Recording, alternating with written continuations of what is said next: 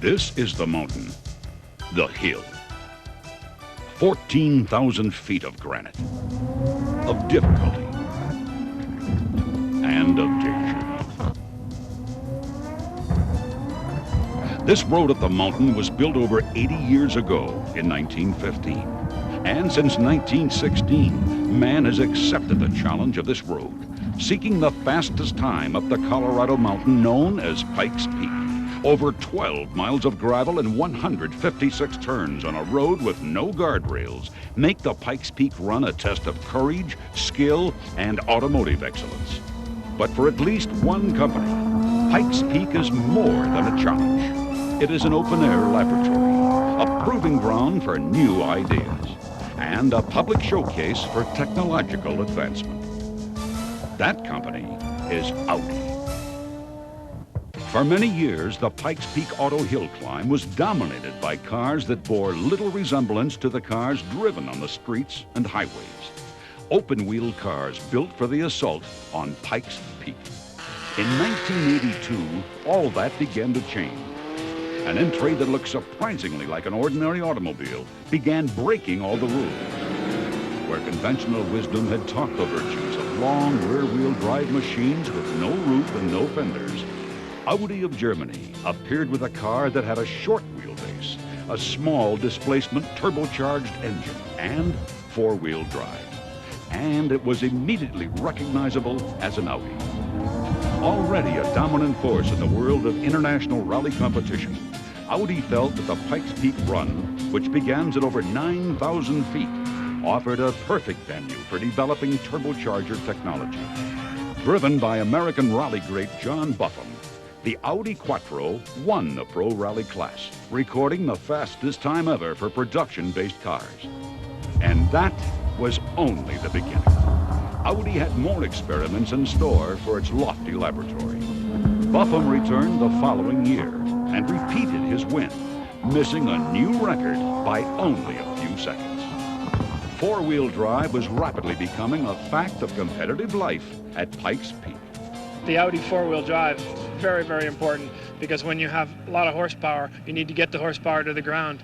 In 1984, Michel Mouton of France, driving a new Audi Sport Quattro, not only won the open rally class, but did so at yet another record speed. In its first 3 tries at the mountain, Audi has set 3 records. Yet an overall win eluded these unusual four-wheel drive vehicles. True, Audi was successfully making the point that the four-wheel drive was a practical and useful addition to its products. But any true competitor wants more, and Audi wanted an overall win at Pikes Peak. After a long year of preparation at the factory, Michel Mouton returned in 1985 with a new Sport Quattro. Not only did she win the event outright, making her history's first Queen of the Hill, she also set the fastest time in the event's 80-year history. Her Audi was the first production car ever to beat the single-seater Pikes Peak Specials. As sweet as the Pikes Peak win was, there was a greater victory for Audi. Its four-wheel drive vehicles had gained acceptance in the world marketplace.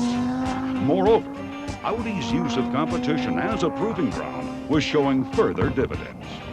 Audi used competition to improve or evaluate such technological advancements as anti-lock braking, four-wheel drive, a comforting benefit on all manner of road surfaces, turbocharging, which not only helps overcome high altitude, but delivers added horsepower on demand anytime, and suspension refinements that help Audis take the punishment of the road without punishing the passengers. In 1986 came Bobby Unser's turn. 12 times a winner at Pikes Peak and a 3-time Indianapolis 500 winner, Bobby Unser took the wheel of this blue and white Audi Sport Quattro, intent on regaining the title King of the Hill. It's a 2.2 liter, which is roughly 135 cubic inches, and it develops somewhere up around 600 horsepower. And it's just a nice little car. It's the nicest handling car I've ever driven at Pikes Peak, and it's certainly the nicest running car I've ever driven up here. Breaking Michel Mouton's record by more than 16 seconds, Bobby Unser recorded his own version of a lucky number, winning his 13th Pikes Peak in an Audi.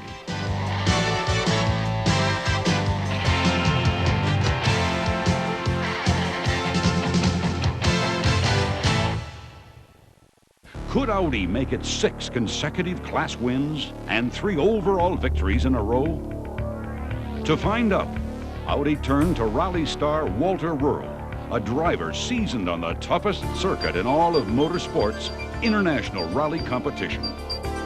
Audi participates in these rugged contests held on roads and terrain that can only be described as hostile, in a continuing effort to perfect automotive advancements that will find their way to production cars and to test components already headed for the Audis driven by consumers.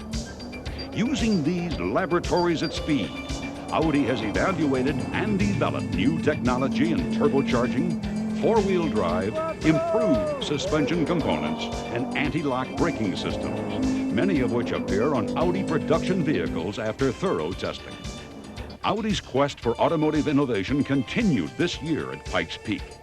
Unusual features undergoing evaluation on the Sport Quattro for 1987 include a closed-ratio all-synchromesh 6-speed transmission, a braking system continuously adjustable by the driver, brakes cooled by water spray, a 598 horsepower engine, and a rubber fuel cell in place of a conventional metal tank.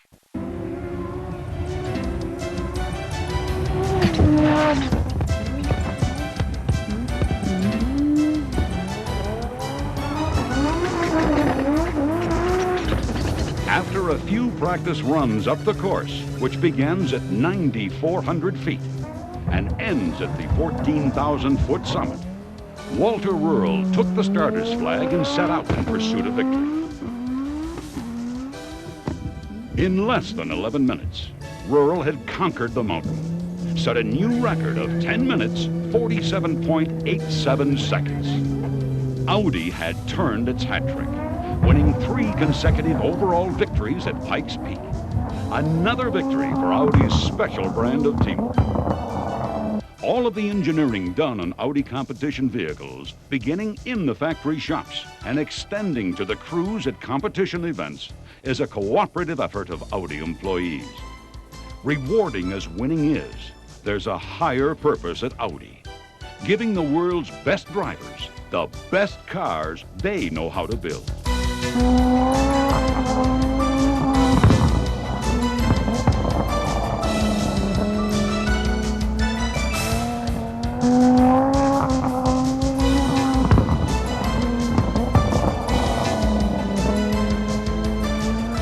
Pikes Peak, just one of the open-air laboratories where 2 Audi traditions work hand in hand: the quest for victory and the pursuit of excellence.